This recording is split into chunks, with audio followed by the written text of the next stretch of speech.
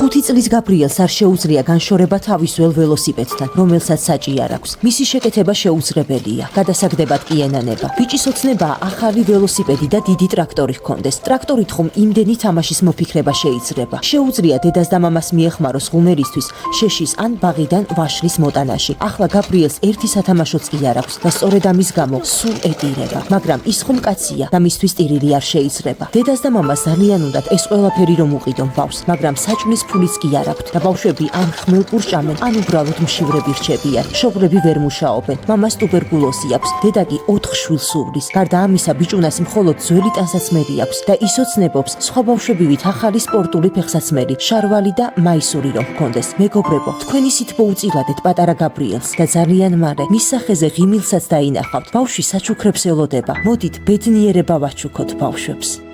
გადარიცხეთ ნებისმიერი თანხა ჩერნოვეცკის ფონდის ოფიციალური საიტის მეშვეობით.